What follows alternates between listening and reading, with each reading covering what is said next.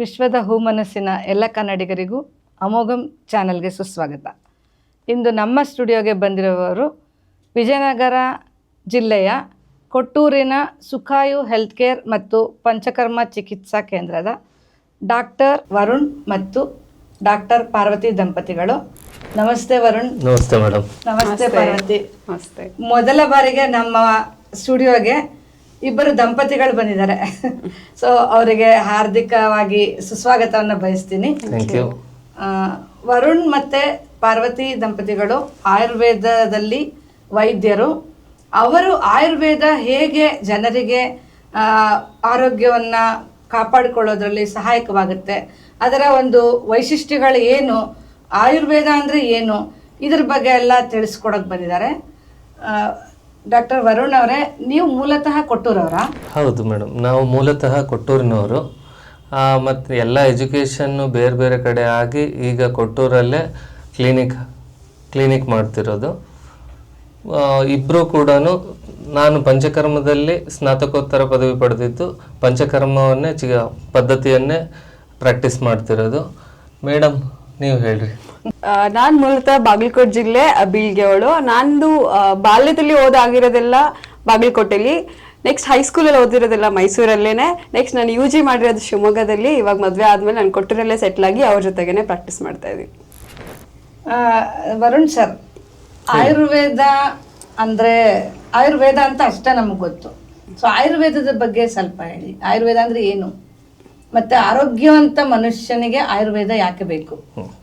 ಮೊದಲನೆಯದು ಆರೋಗ್ಯವಂತ ಮನುಷ್ಯನ ಲಕ್ಷಣಗಳೇನು ಅಂತ ಗೊತ್ತಾಗಬೇಕು.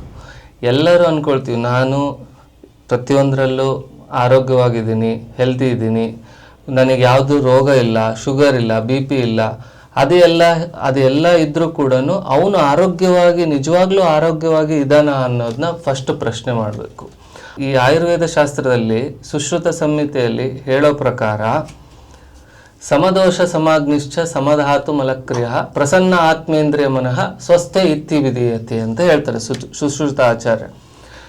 ಸಮಧಾತು ಅಂದರೆ ನಮ್ಮ ಬಾಡಿ ಕಾಂಪೊನೆಂಟ್ಸ್ ಆಗಿರ್ತಕ್ಕಂಥ ರಸ, ರಕ್ತ, ಮೇದ, ಮಾಂಸ, ಅಸ್ಥಿ, ಮಜ್ಜ, ಶುಕ್ರ, ಓಜಸ್ಸು, ಈ ಸಪ್ತಧಾತುಗಳು ಸಮವಾಗಿದ್ದು ಅಂದರೆ ವೆಲ್ ಬಿಲ್ಟ್ ದೇಹ ಆಗಿದ್ದು ಸಮದೋಷ ಆಯಿತು. ಈಗ ಸಮಾಗ್ನಿ ಅಂದರೆ ಜಾಠರಾಗ್ನಿ, ನಮ್ಮ ಹಸುವಿನ ಶಕ್ತಿ ಚೆನ್ನಾಗಿದ್ದು, ಸಮದೋಷ ಕಫ, ವಾತ, ಪಿತ್ತ, ಇವು 3 ದೋಷಗಳು ಕೂಡ ಸಮವಾಗಿದ್ದು, ಅದ್ರ ಜೊತೆಗೆ ಇವಿಷ್ಟು ಇರೋದ್ರ ಜೊತೆಗೆ ಪ್ರಸನ್ನ ಆತ್ಮ ಇಂದ್ರಿಯ ಮನಃ ಅದನ್ನು ಕೂಡ ಇಂಪಾರ್ಟೆಂಟ್.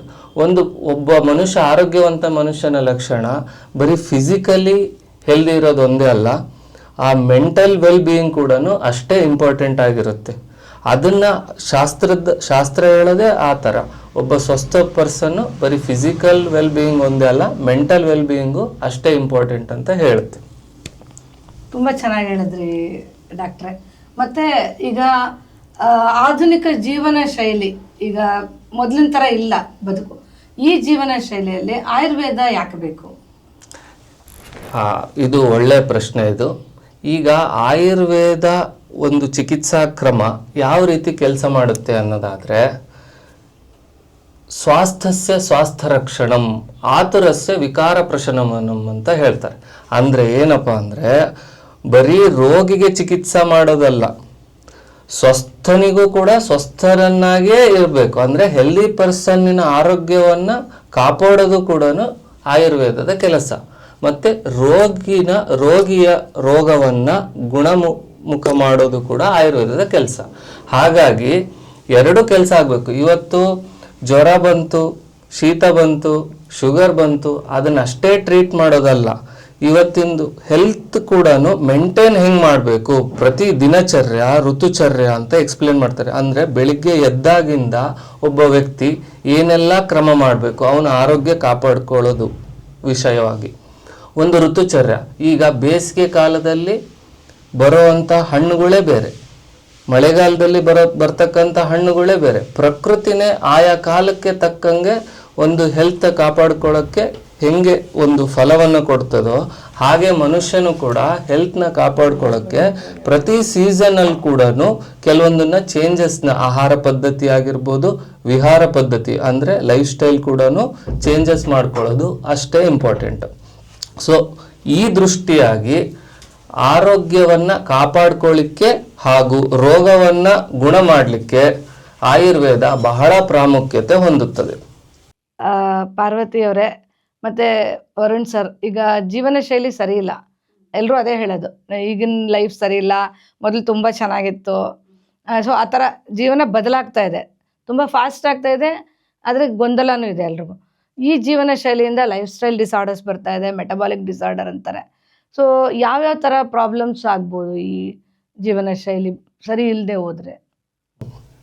ಹೌದು, ಈಗ ನೀವು ಹೇಳಿದ್ರಿ ಜೀವನ ಫಾಸ್ಟ್ ಆಗ್ತಿದೆ, ಬದಲಾಗ್ತಿದೆ, ಜೊತೆಗೆ ತಪ್ಪಾಗ್ತಿದೆ. ತಪ್ಪಾದ ಜೀವನ ಶೈಲಿಯಿಂದ ಬರ್ತಿರಕ್ಕಂಥ ರೋಗಗಳೇ ಇತ್ತೀಚಿನ ದಿನದಲ್ಲಿ ನಾವು ಜಾಸ್ತಿ ಕಾಣ್ತಾ ಇರೋದು. ಈಗ ನಾವು ಅದ್ರಲ್ಲಿ ಅಗ್ರಸ್ಥಾನದಲ್ಲಿ ನಾವು ನೋಡೋದೇನಪ್ಪಾ ಅಂದ್ರೆ ಒಬೆಸಿಟಿ. ಈಗ ಹೆಂಗಂದ್ರೆ ಜನ ಬಂದವರಿಗೆಲ್ಲ, ಈಗ ನಿಮ್ಗೆ ಡಾಕ್ಟರ್ ನೀವು ಯಾರೇ ಕೇಳಿ, ಪೇಷಂಟ್ ಏನೇ ಬಂದು ಹೇಳಿದ ತಕ್ಷಣ ಸ್ವಲ್ಪ ತೂಕ ಜಾಸ್ತಿ ಇದೆ, ತೂಕ ಇಳಿಸ್ಕೊಳ್ಳಿ.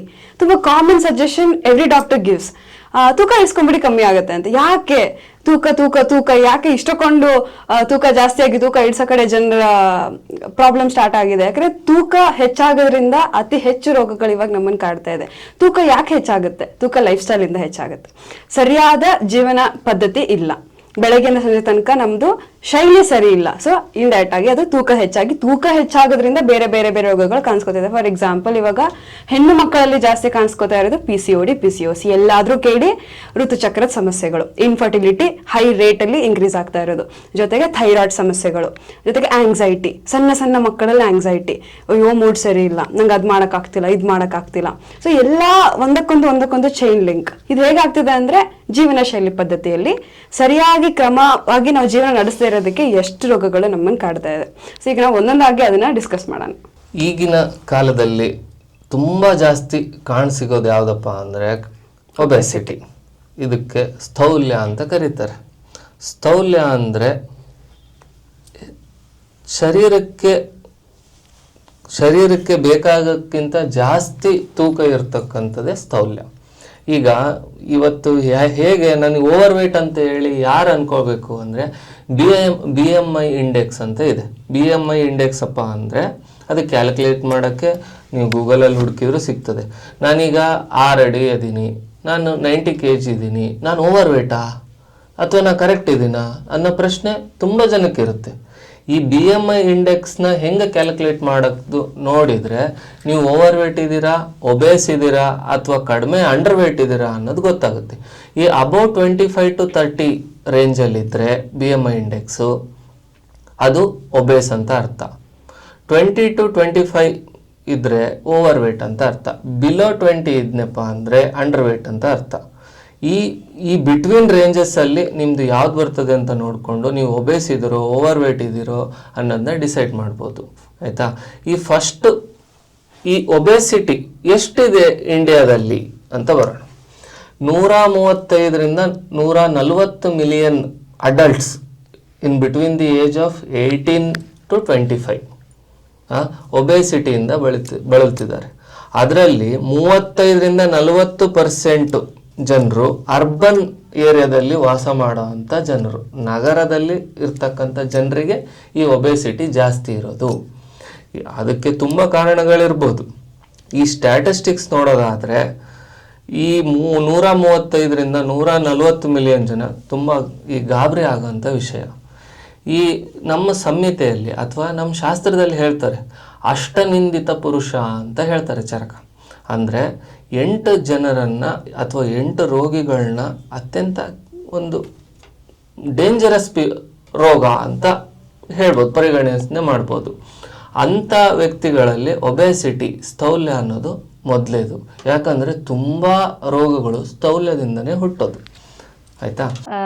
ವರುಣ್ ಸರ್, ನಿಮ್ಮ ಒಂದು ಸ್ಪೆಷಾಲಿಟಿ ಅಂದರೆ ನೀವು ಸ್ನಾತಕೋತ್ತರ ಪದವಿ ತಗೊಂಡಿರೋದೇ ಪಂಚಕರ್ಮದಲ್ಲಿ. ಹಾಗಾಗಿ ಪಂಚಕರ್ಮ ಅಂದರೆ ಏನು, ಅದ್ರ ಬಗ್ಗೆ ಸ್ವಲ್ಪ ಹೇಳಿ. ಓಕೆ, ಪಂಚಕರ್ಮ ಅಂದರೆ ಪಂಚ ಅಂದರೆ 5 ಪ್ರಮುಖ ಕರ್ಮಗಳು ಅಂದರೆ 5 ಚಿಕಿತ್ಸಾ ವಿಧಾನಗಳು ಹೇಳ್ತಾರೆ. ಈ ದೋಷವನ್ನು ಯಾವ ರೀತಿ ಹೊರಗಡೆ ಹಾಕಬೇಕು, ರೋಗವನ್ನು ಯಾವ ರೀತಿ ತೆಗಿಬೇಕು ಅನ್ನೋದಕ್ಕೆ 5 ಇಂಪಾರ್ಟೆಂಟ್ ಪ್ರೊಸೀಜರ್ಸ್ ಇದಾವೆ. ತುಂಬ ನೂರಾರು ಪ್ರೊಸೀಜರ್ಸ್ ಎಕ್ಸ್ಪ್ಲೇನ್ ಮಾಡಿದ್ರು ಕೂಡ ಸಂಹಿತದಲ್ಲಿ ಅಥವಾ ಆಯುರ್ವೇದ ಶಾಸ್ತ್ರದಲ್ಲಿ ಈ 5 ಚಿಕಿತ್ಸಾ ಕ್ರಮಗಳು ಅಟ್ಮೋಸ್ಟ್ ಟಾಪಲ್ಲಿರ್ತಕ್ಕಂಥ 5 ಚಿಕಿತ್ಸಾ ಕ್ರಮಗಳು. ಅದರಲ್ಲಿ ವಮನ ಅಂತಾರೆ. ವಮನ ಅಂದರೆ ಕೆಲವು ದೋಷಗಳನ್ನ ವಾಂತಿ ಮಾಡಿಸುವ ಮುಖಾಂತರ, ಔಷಧಿ ಕೊಟ್ಟು ವಾಂತಿ ಮಾಡಿಸುವ ಮುಖಾಂತರ ದೋಷವನ್ನು ತೆಗೆಯುವಂಥದ್ದು. ವಿರೇಚನ ಅಂದರೆ ಔಷಧಿ ಕೊಟ್ಟು ಕೆಲವು ದೋಷಗಳನ್ನ ಅಧೋಮಾರ್ಗವಾಗಿ ಅಂದರೆ ನಾವು ಮೋಷನ್ ಬೋವೆಲ್ ಮೂಮೆಂಟ್ಸಿಂದ ತೆಗೆಯುವಂಥ ಕ್ರಮ. ಹಾಗಾಗಿ ಅದು ಒಂದು. ಆಮೇಲೆ ಬಸ್ತಿಕ್ರಮ ಅಂದರೆ ಈ ಕಷಾಯವನ್ನು ಅಥವಾ ಕೆಲವು ಔಷಧಿಯಿಂದ ಸಿದ್ಧ ಮಾಡಿರ್ತಕ್ಕಂಥ ಎನೆಮಾನ ಕೊಡುವಂಥದ್ದು ಬಸ್ತಿಕರ್ಮ. ಹಾಗೆ ರಕ್ತಮೋಕ್ಷಣ ಅಂತಾರೆ. ಈಗ ಲೀಚ್ ಥೆರಪಿ ಅಂತ ಕೇಳಿರ್ತೀರಾ, ಅಥವಾ ವಿದ್ಧಕರ್ಮ ಅಂತ ಕೇಳಿರ್ತೀರಾ. ಬ್ಲಡ್ ಲೆಟ್ಟಿಂಗ್ ಥೆರಪಿ ಅಂತ ಹೇಳ್ತಾರೆ, ಅದು ರಕ್ತಮೋಕ್ಷಣ. ಮತ್ತು ನಸ್ಯ ಅಂತಾರೆ. ಈ ಕೆಲವೊಂದು ಮೂಗಿನ ಮುಖಾಂತರ ನಾಸಾದಿಂದ ಹಾಕ್ತಕ್ಕಂಥ ಔಷಧಿಯ ಪ್ರಯೋಗವನ್ನು ನಸ್ಯಕರ್ಮ ಅಂತಾರೆ. ಈ 5 ಕ್ರಮ ಅಥವಾ 5 ಕರ್ಮವನ್ನು ಪಂಚಕರ್ಮ ಅಂತ ಹೇಳ್ತೀವಿ. ಇದರ ಮಹತ್ವ ಏನಪ್ಪ ಅನ್ನೋದಾದರೆ, ಈಗ 2 ಮಹತ್ವ. ಒಂದು, ಸ್ವಸ್ಥನಿಗೆ ಮಾಡಬೇಕಾದಂಥ ಪಂಚಕರ್ಮ. ಯಾವ್ಯಾವ ಋತುವಿನಲ್ಲಿ ಯಾವ್ಯಾವ ದೋಷ ಹೆಚ್ಚಿಗೆ ಆಗ್ತದೆ ಆ ಋತುವಿಗೆ ತಕ್ಕಂತ ಮಾಡ್ತಕ್ಕಂಥ ಪಂಚಕರ್ಮ. ಈಗ ಶಾಸ್ತ್ರ ಹೇಳೋದೇನಪ್ಪ ಅಂದರೆ, ಈ ವರ್ಷಾ ಋತು ಅಂದರೆ ಮಳೆಗಾಲದಲ್ಲಿ ವಾತ ಪ್ರಕೋಪ ಆಗ್ತದೆ. ವಾಯು ಪ್ರಕೋಪ ಆಗೋದ್ರಿಂದ ಎನೆಮ ಮುಖಾಂತರ ಕೊಡ್ತಕ್ಕಂಥ ಕೆಲವು ಔಷಧಿಗಳನ್ನು ಕೊಟ್ಟು ವಾತವನ್ನು ಕಡಿಮೆ ಮಾಡುವಂಥದ್ದು. ವಿರೇಚನ ಅಂತ ನೆಕ್ಸ್ಟ್ ಪ್ರೊಸೀಜರು. ಅದು ಶರದ್ ಋತುವಲ್ಲಿ ಪಿತ್ತ ಜಾಸ್ತಿ ಆಗೋದ್ರಿಂದ ವಿರೇಚನವನ್ನು ಕೊಟ್ಟು, ಅಂದರೆ ಕೆಲವು ಔಷಧಿಗಳನ್ನು ಕೊಟ್ಟು ಗುದಮಾರ್ಗದಿಂದ ದೋಷವನ್ನು ಹೊರಗೆ ಹಾಕುವಂಥದ್ದು ವಿರೇಚನ ಕರ್ಮ. ಈ ವಸಂತ ಋತು ಅಂತ ಹೇಳ್ತಾರೆ, ಅಂದರೆ ಇಟ್ ಇಸ್ ಸ್ಪ್ರಿಂಗ್ ಸೀಸನ್. ಈ ಋತುವಿನಲ್ಲಿ ಸೂರ್ಯನ ಶಾಖದಿಂದ ಕಫ ವಿಲಯನ ಅಂದರೆ ಕಫ ಕರಗಿ ಕಫದೋಷದಿಂದ ಉಂಟಾಗ್ತಕ್ಕಂಥ ರೋಗಗಳು ಅಂದರೆ ಕೆಮ್ಮು, ಅಸ್ತಮ, ಮತ್ತು ಜೀರ್ಣಶಕ್ತಿಯ ಕಡಿಮೆ ಆಗೋದು, ಆ ರೀತಿ ಇರ್ತಕ್ಕಂಥ ಡಿಸ್ಟರ್ಬೆನ್ಸಸ್ನ ಸರಿ ಮಾಡೋವಂಥದ್ದು ವಮನ ಕರ್ಮ. ಅದು ಅಂದರೆ ವಾಂತಿ ಮುಖಾಂತರ ದೋಷವನ್ನು ತೆಗೆದುಹಾಕುವಂಥದ್ದು. ಇದು ಪಂಚಕರ್ಮ ಸ್ವಸ್ಥನಿಗೆ, ಅಂದರೆ ಇದು ಸೀಸನಲ್ ಥೆರಪೀಸ್. ಇನ್ನು ಬಂದ್ಬಿಟ್ಟು ರೋಗಿಗಳಿಗೆ, ಅಂದರೆ ಕೆಲವು ಡಿಸೀಸಸ್ಸು, ಎಲ್ಲ ರೋಗಗಳಿಗೂ ಕಾರಣ ವಿಕೃತ ದೋಷಗಳು ಅಂತ ಹೇಳ್ತದೆ ಶಾಸ್ತ್ರ. ಅಂದರೆ ದೋಷ ವಾತಪಿತ್ತ ಕಫ ಅಂತ ಇರ್ತಕ್ಕಂಥ 3 ದೋಷಗಳು ಅದರ ಸಮಾವಸ್ಥದಲ್ಲಿ ಇಲ್ಲ ಅಂದರೆ ಒಂದು ದೋಷಗಳು ಏರುಪೇರು ಆದಾಗ ರೋಗಗಳು ಹುಟ್ಟುತ್ತದೆ. ಆಯಾ ರೋಗಕ್ಕೆ ತಕ್ಕಂಗೆ ಆಯಾ ಪಂಚಕರ್ಮಗಳನ್ನು ಸೆಲೆಕ್ಟ್ ಮಾಡೋದು, ಆಯಾ ಔಷಧಿಗಳನ್ನು ಸೆಲೆಕ್ಟ್ ಮಾಡೋದು ಇರ್ತದೆ. ಸೊ ಪಂಚಕರ್ಮ ಅನ್ನೋದು ಪೂರ್ಣ ಚಿಕಿತ್ಸಾ ಕ್ರಮ. ರೂಟ್ ಕಾಸಿಂದ ತೆಗೆದು ಹಾಕುವಂಥದ್ದು ಪಂಚಕರ್ಮದಿಂದ ಸಾಧ್ಯ. ಬರೀ ಲಕ್ಷಣಿಕ ಚಿಕಿತ್ಸೆ ಕೊಡೋದೊಂದೇ ಅಲ್ಲ, ಅದರ ಬೇರದಿಂದನೇ ರೋಗವನ್ನು ತೆಗೆದು ಹಾಕೋಕ್ಕೆ ಪಂಚಕರ್ಮ ಹೆಲ್ಪ್ ಮಾಡುತ್ತೆ. ಸೊ ನೀವು ಹೇಳೋ ಪ್ರಕಾರ ಯಾವುದೋ ಕ್ರಾನಿಕ್ ಡಿಸೀಸಸ್ ಇದ್ದರೆ ಅದಕ್ಕೆ ಏನು ಅಂತ ಗೊತ್ತಿರಲ್ಲ, ತುಂಬ ವರ್ಷದಿಂದ ನರಳುತ್ತಾ ಇರ್ತಾರೆ, ಆ ಥರ ಒಂದು ಸಮಸ್ಯೆಗಳಿಗೆ ಪಂಚಕರ್ಮದಿಂದ ಪರಿಹಾರ ಸಾಧ್ಯ. ಹೌದು, ಡೆಫಿನೆಟ್ಲಿ. ಈ ಕ್ರಾನಿಕ್ ಇಲ್ನೆಸ್, ಆರ್ಥ್ರೈಟಿಸ್ ಆಗಿರ್ಬೋದು, ಆಯಿತಾ, ಮತ್ತು ಡಿಸ್ಕ್ ಪ್ರಾಬ್ಲಮ್ ಆಗಿರ್ಬೋದು. ಈಗ ಸರ್ಜಿಕಲ್ ಪ್ರೊಸೀಜರ್ಸ್ ಬಿಟ್ಟರೆ ಡಿಸ್ಕ್ ಪ್ರಾಬ್ಲಮ್ಮಿಗೆ ಯಾವುದೇ ಔಷಧಿ ಕ್ರಮಗಳು ಇಲ್ಲ. ಇವತ್ತಿನ ಕಾಲಘಟ್ಟದಲ್ಲಿರ್ತಕ್ಕಂಥ ವೈದ್ಯ ಪದ್ಧತಿಯಲ್ಲಿ ಯಾವುದೂ ಇಲ್ಲ. ಸರ್ಜರಿನೇ ಒಂದು ಸಜೆಷನ್ ಮಾಡೋದು ಡಾಕ್ಟರ್ಸು. ಆ ಥರ ಕಂಡೀಷನಲ್ಲಿ, ಆರ್ಥ್ರೈಟಿಸ್ ಕಂಡೀಷನ್ನಲ್ಲಿ, ಇನ್ನೂ ಮುಂತಾದ ಕ್ರಾನಿಕ್ ಇಲ್ನೆಸಸ್ ಯಾವುದೇ ಇರಲಿ, ಅದರಲ್ಲಿ ಈ ಪಂಚಕರ್ಮ ಮತ್ತು ಆಯುರ್ವೇದ ತುಂಬ ಹೆಲ್ಪ್ ಆಗುತ್ತೆ.